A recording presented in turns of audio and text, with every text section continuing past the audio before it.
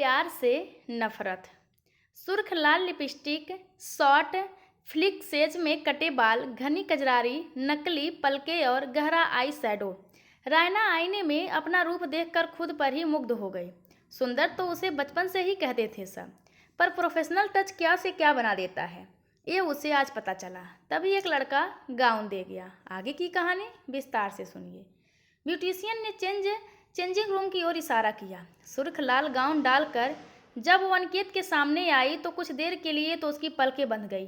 बहुत खूबसूरत लड़कियों से मिला हूँ, पर आज तक तुम जैसा रूप नहीं देखा, वो रायना के करीब आते हुए बोला। अनिकेत ने उसका चेहरा अपने हाथों में ले लिया। उसके भीतर से आती ना की आवाज़ उसके अस्वार्थ के शोर में दबकर कहीं रह गई।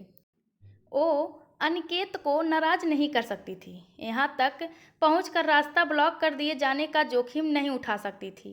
लेकिन अनिकेत पक्का प्रोफेशनल था। अभी फ़ोटो शूट होना है, तुम्हारा मेकअप खराब नहीं किया जा सकता। फ़ोटो शूट पूरा हुआ, फोटोग्राफर्स वापस चले गए। स्टूडियो में रह गए अनिकेत और रायना। अनिकेत के ने बाहर का दरवाज़ा बंद किया और एक दूसरा दरवाज़ा खोल दिया। वो एक बेडरूम था। खूबसूरत बेड के एक तरफ पफ़ी के सामने पड़ी टेबल पर बेशकीमती क्रॉकरी में वाइन और स्नैक्स सजे थे। अनिकेत एक अच्छे मेहमान नवाज की तरह बैठने का इशारा करके मुस्कुराया। कुछ देर बाद अनिकेत के हाथ रायना के कंधों पर कोमलता से थिरक रहे थे और रायना को एहसास हो रहा था कि ये शालीन गिरफ्त मना करने पर उतनी शालीन नहीं रहेगी। क्या करे? अगर वो मना करेगी तो क्या अनिकेत ज़बरदस्ती पर आमादा हो जाएगा, या सिर्फ इतना कहेगा कि ठीक है, अगर फ़ोटो शूट अच्छा ना आया तो किसी और को भी ट्राई करना होगा।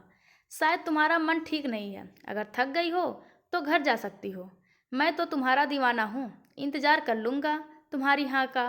तभी अनिकेत का शालीन अंदाज सुनकर रायना को गुस्सा आ गई।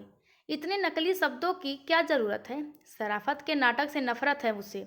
हाँ, थक तो गई हूँ, जाना चाहती हूँ घर, चैन से अकेले सोकर सुस्ताना चाहती हूँ मैं। ओके। अनिकेत ने उसके माथे पर एक चुंबन जड़ दिया और गाड़ी की चाबी उठा ली। चलो, तुम्हें घर छोड़ के आऊँ। मैं अपनी गाड़ी से ही जाऊँगी, ड्राइव कर सकती हूँ मैं।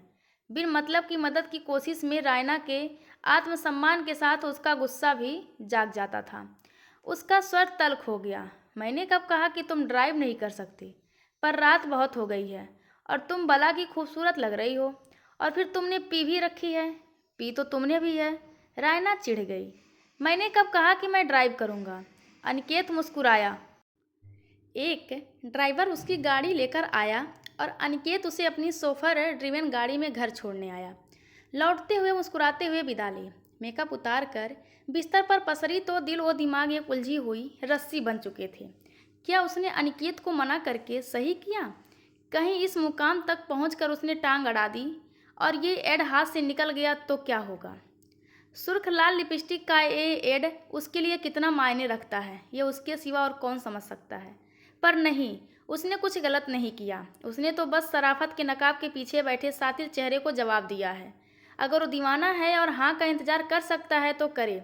सीधे से कहता कि उसे मॉडल बनाने और उसके करियर की इतनी महत्वपूर्ण सीढ़ी चढ़ाने की फीस मांग रहा है, तो मन बना चुकी थी वो उसकी ख्वाहिश पूरी करने का। वैसे भी वो कौन सी वर्जिन है जो इतना सोचे। पर यह ख्याल आते ही मन कसैला सा हो गया। बचपन के संस्कार सिर उठाने लगे। क्या सिखाती थी मम्मी दादी, कैसी होनी चाहिए लड़की? और वैसी ही लड़की बनने के सपने थे उसके। उसकी भी शादी होगी, लाख लाल सुर्ख जोड़े में सरपाई सच्चाई से अपने पति का इंतजार करेगी वो पहली छुअन उसका तन मन कपा देगी। वो सिहरन, वो धड़कन जिंदगी भर की मधुर याद बन जाएगी। थोड़ी छेड़छाड़, थोड़ी नोक झोंक, थोड़ा प्यार और थोड़ा सा सम्मान। जिंदगी से क्या इतना ज़्यादा चाह लिया था, जो नियति ऐसे रूठ गई मुझसे? पर लेख से मंगनी हुई तो उसके सपने पंख लगाकर उड़ चले थे। रात और दिन फोन पर बातें दिल की धड़कन बढ़ाने लगी थी। एक अजीब सी गुदगुदी मन में बसेरा बना चुकी थी। प्रलेख की अधीरता उसकी आत्मा तक को गुदगुदा जाती। फिर वो अनन्य भैया के घर का एकांत कोना, लाख मना करने पर भी प्रलेख का उसे बाहों में भर लेना और लाख चाहने पर भी उसका मना करने में सफल ना होना।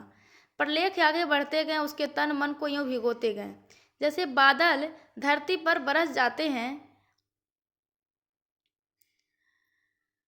बिफोर से, बिना इजाज़त बिना परवाह उसे पूरा भिगो देते हैं।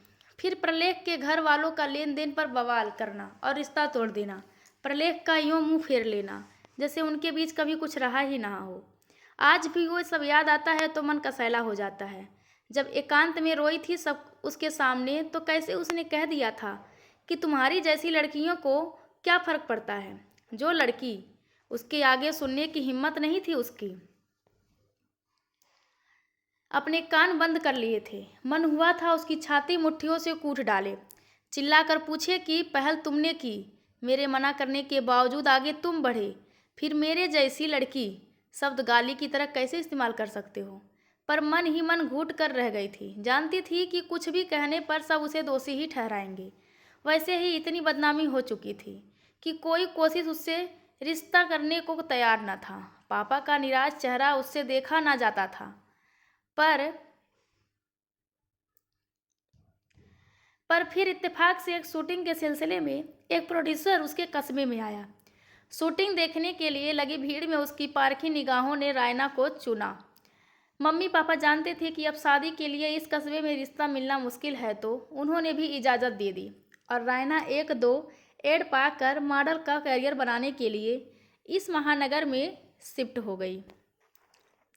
पर यहाँ आकर पता चला कि करियर की राह भी कितने कांटों और संघर्षों से भरी है। तब उसने अपने रूममेट्स को देखा। करियर की ऊंचाइयों पर चढ़ने के लिए उन्हें अपने रूम की सीढ़ी बनाकर ऊपर चढ़ने में, खुद को रिश्वत की तरह किसी को दे देने में कोई गुरेज नहीं है। ये रिश्वत मांगने में भी कास्ट डायरेक्टर्स को कोई झिझक नहीं है। पर ऐसी लड़कियों की भी कमी न थी जो थोड़े में संतुष्ट थी, पर कोई समझौता उन्हें गंवारा ना था।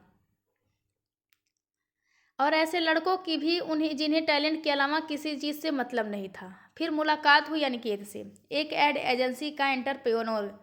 पहली ही मुलाकात में उसका ऑफर सुनकर दंग रह गई हो। आप मुझे बहुत खूबसूरत लगी, क्या मेरे साथ एक रात बिताना पसंद करेंगी। इंटरव्यू देने आई मॉडल से पहली ही मुलाकात में ऐसी निर्जलता, रायना का मन हुआ था कि एक चाटा जड़ दे। उफ, जब मन पुरानी यादों में भटक जाता है तो नींद काफूर हो जाती है। मन ऐसा मरुस्थल बन गया है कि गला हमेशा सूखता रहता है। अंधेरे में उठी और नींद की गोली खा ली। होश आया तो अस्पताल में थी।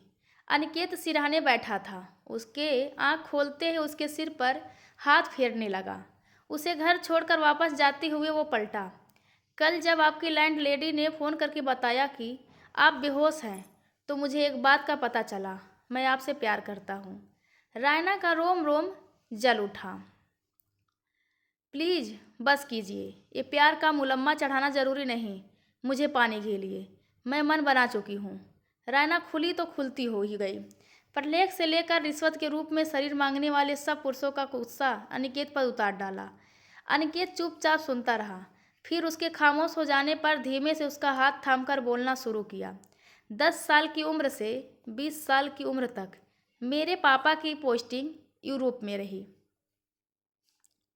वहाँ के माहौल में मैंने यही संस्कार पाए कि अगर कोई साथी केवल सेक्स के लिए पसंद आए तो भी ये कहने और पार्टनर बनाने में कोई हर्ज नहीं है।